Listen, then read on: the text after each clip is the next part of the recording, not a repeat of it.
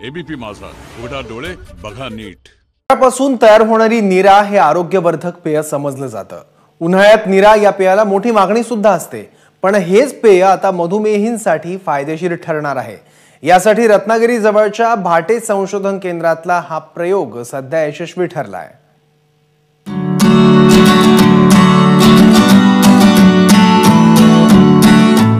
नारळाच्या फुलांपासून काढला जाणारा रस म्हणजे नीरा, आणि आता याच नीरेपासून साखर तयार करण्याचा यशस्वी प्रयोग करण्यात आलाय रत्नागिरीच्या भाटे संशोधन केंद्रात।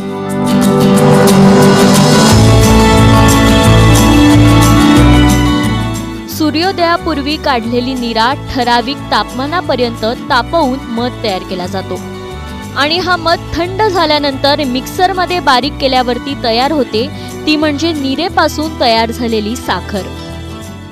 ऊसापासून जी साखर मिळवतात त्याचा ग्लायसेमिक इंडेक्स म्हणजे साखरेचं प्रमाण हे 65% आहे आणि याचा ग्लायसेमिक इंडेक्स हा 33% असल्यामुळे जो काही साखरेपासून उपद्रव होतो शरीराला तो उपद्रव यातून टाळता येतो। अशा प्रकारचे वैद्यकीय कारणास्तव सुद्धा याचं महत्त्व मानवी शरीरास आहे, त्यामुळे हे एक चांगलं संशोधन आहे, लोकांना याचा उपयोग होऊ शकेल। त्यामुळे मधुमेहींसाठी ही साखर अतिशय उपयुक्त असल्याचं मानलं जातं। त्यामुळे आता गोड खायचं असेल तर नीरेपासून तयार झालेल्या पदार्थांचा आस्वाद मधुमेही सुद्धा नक्कीच घेऊ शकतात।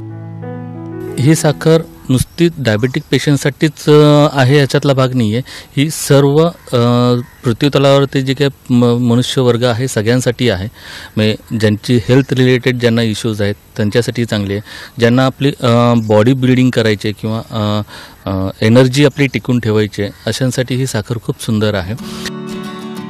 या अगोदर केरळमध्ये अशा पद्धतीचा प्रयोग करण्यात आला होता, त्यामुळे साखर बनवण्याच्या संशोधनात मोठी कामगिरी आता महाराष्ट्रातही नोंदवली गेली आहे। त्यामुळे येणाऱ्या कालखंडात मधुमेहींसाठी नीरेपासूनची साखर नवसंजीवनी देणारी ठरणार आहे। निसर्गानं दिलेल्या देणगीचा मानवाच्या आरोग्याच्या दृष्टीनं कशा प्रकारे उपयोग होऊ शकतो त्याचं एक उत्तम उदाहरण म्हणजे नीरेपासून तयार करण्यात आलेली साखर।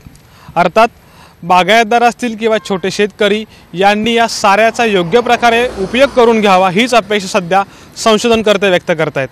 कॅमेरामन उमेश सावंतसह अमोल मोरे, एबीपी माझा, रत्नागिरी।